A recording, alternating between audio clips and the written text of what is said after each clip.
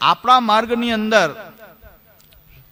જે શરણાગતિનો જે સિદ્ધાંત કહેવામાં આવ્યો છે એ સિદ્ધાંત વેદમાં પણ એ પ્રતિપાદિત સિદ્ધાંત છે. અને ગુરુનું પહેલું કર્તવ્ય, શિષ્યનું તો કર્તવ્ય શરણાગતિ પ્રાપ્ત થાય છે, પણ ગુરુનું પહેલું કર્તવ્ય છે કે પોતે ભગવાનનો શરણાગત હોય અને એ પોતાની પાસે આવનારો જે કોઈ શિષ્ય છે એને ભગવાનની શરણાગતિ માટે એને પ્રેરિત કરે. અહીં ગુરુને પોતે પૂજાવાનું નથી, પણ ગુરુ જે છે એ ભગવાન પ્રત્યે પ્રેરિત કરે. ગુરુનું કર્તવ્ય છે કે ભગવાન શ્રી કૃષ્ણ પરમ બ્રહ્મ પરમાત્મા શ્રી કૃષ્ણની શરણાગતિ માટે પ્રેરણા આપે. કોઈ પણ ગુરુની પાસે આવે તો ગુરુનું કર્તવ્ય છે કે તમે ભગવાન શ્રી કૃષ્ણની શરણમાં જાઓ, એની શરણમાં રહો, એ શરણાગતિનું મહાત્મ્ય સમજાવે. એ આ માર્ગના ગુરુનું પહેલું કર્તવ્ય છે. એમ શ્રી ગોપીનાથજી આજ્ઞા કરે છે સાધન દીપિકામાં. શ્રી ગોપીનાથજી આજ્ઞા કરે છે કે ગુરુનું પહેલું કર્તવ્ય તો એ છે કે શરણાગતિ માટે એ પોતાના શિષ્યને સેવકને ભગવાનની શરણાગતિ માટે પ્રેરિત કરે, એને શરણાગતિનું મહાત્મ્ય સમજાવે, ભગવાનનું મહાત્મ્ય સમજાવે અને ભગવાનની શરણમાં રહેવાની અન્યાશ્રય ત્યાગ પૂર્વક ભગવાનના શરણમાં રહેવાની એ પ્રેરણા આપે. એના માટે શ્રી ગોપીનાથજી આજ્ઞા કરે છે કે ગુરુનું પહેલું કર્તવ્ય છે કે સૌથી પહેલા શિષ્યને ભગવાનની શરણાગતિ માટે પ્રેરણા આપે. અત્યારે ગુરુપદનો પણ રાફડો ફાટ્યો છે. બધા જ ગુરુ બની રહ્યા છે અને બધા એમ માને કે આ અમારો ગુરુ ચમત્કારિક છે, આ ચમત્કારિક, આ ચમત્કાર કર્યો, આ ગુરુ આ ચમત્કાર કર્યો, આ ભભૂતિ આપી રહ્યા છે, આ પ્રશ્નનો જવાબ આપી રહ્યા છે, ભૂત કાઢી રહ્યા છે, ધૂણાવી રહ્યા છે, તો આ બધા ગુરુ થઈ જાય. નહીં નહીં નહીં, ગુરુનું કર્તવ્ય તો એક જ છે કે ભગવાનની શરણની પ્રેરણા આપે, ભગવાનની શરણાગતિની પ્રેરણા આપે. ગુરુનું આ પ્રથમ કર્તવ્ય છે કે તમારે મારી શરણમાં રહેવાનું નથી, ભગવાનની શરણાગતિ કરવાની છે, ભગવાનને બતાવે. તો બધા તો ગુરુ જે છે આજે પોતે પૂજાનારા ગુરુ ઘણા થઈ ગયા છે. લાભ પૂજાર્થ યત્ન પરાયણ. એની માટે શ્રી મહાપ્રભુજીએ આજ્ઞા કરી છે કે અહંકાર વિમૂઢેષુ સત્સુ પાપાનુવર્તિષુ લાભ પૂજાર્થ યત્નેષુ કૃષ્ણ એવ ગતે. અમે જેને ગુરુ આપણે માની રહ્યા છીએ એ તો પોતાના લાભની જ વાત કરી રહ્યા છે, પોતાની પૂજાની વાત કરી રહ્યા છે, પોતાના સ્વાર્થની વાત કરી રહ્યા છે.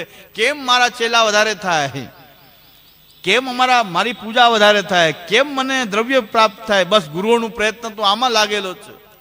ત્યારે મહાપ્રભુજી કહે છે કે હવે ભગવાન શ્રી કૃષ્ણનો આશ્રય સિવાય બીજો કોઈ ઉપાય જ નથી. ગુરુનું કર્તવ્ય હતું કે ભગવાનની શરણાગતિ માટે શિષ્યને પ્રેરિત કરે કે તમે શ્રી કૃષ્ણની શરણમાં રહો. શ્રી કૃષ્ણની શરણાગતિનું આ સ્વરૂપ છે જે મહાપ્રભુજી આજ્ઞા કરે છે. વિવેક ધૈર્યાશ્રયમાં, કૃષ્ણાશ્રયમાં, પંચપદ્યાનીમાં, સાધન પ્રકરણમાં શરણાગતિનું જે મહાત્મ્ય શ્રી મહાપ્રભુજીએ એ સમજાવેલું છે. એ જ વાત વેદમાં પણ કરવામાં આવી છે. યો બ્રહ્માણમ વિદધાતિ પૂર્વમ યો વૈ વેદાશ્ચ પ્રહિણોતિ તસ્મૈ તન્હ દેવમ આત્મબુદ્ધિ પ્રકાશમ મોક્ષુર્વૈ શરણમ અહમ પ્રપદ્યે. ત્યાં કહે છે યો બ્રહ્માણમ વિદધાતિ પૂર્વમ યો વૈ વેદાંશ્ચ પ્રહિણોતિ તસ્મૈ તન્હ દેવમ આત્મબુદ્ધિ પ્રકાશમ મુમુક્ષુર્વૈ શરણમ અહમ પ્રપદ્યે.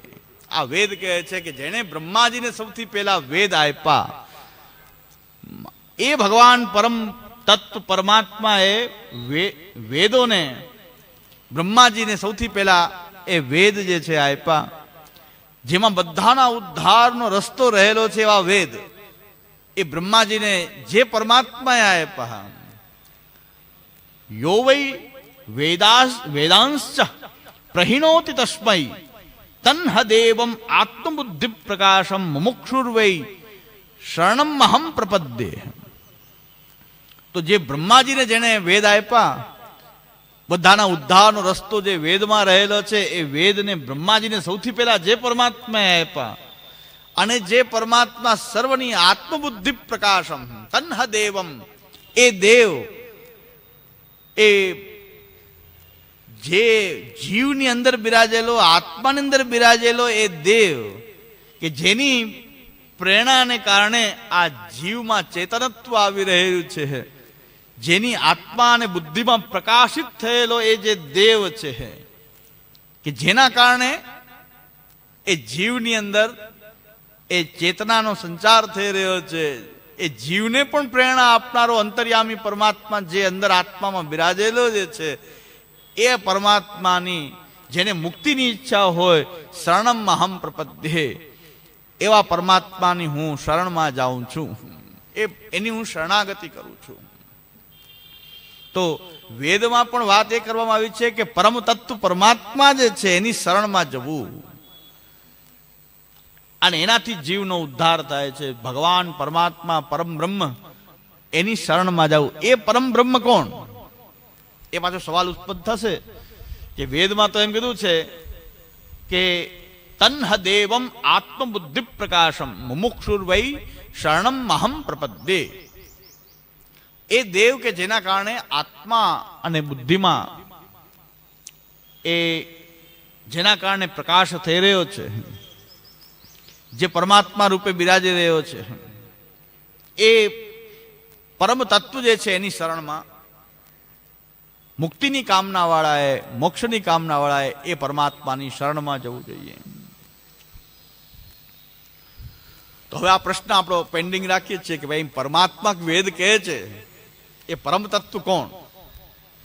તો આપણા વેદનું વાક્ય છે અધૂરું રહ્યું. પાછું એક વાક્યતા કરવા માટે વાક્ય અધૂરું રહ્યું કે હવે આમાં પરમાત્મા કીધું પણ કોણ? શિવને માનવું પરમ તત્વની વાત, અહીં પરમાત્મા રૂપે શિવને માનવું, શક્તિને માનવું, ગણપતિને માનવું, કૃષ્ણને માનવું, રામને માનવું, અવતારોને માનવું, વિષ્ણુને માનવું, નારાયણને માનવું, શું માનવું? આ પાછો વાક્ય અધૂરું છે.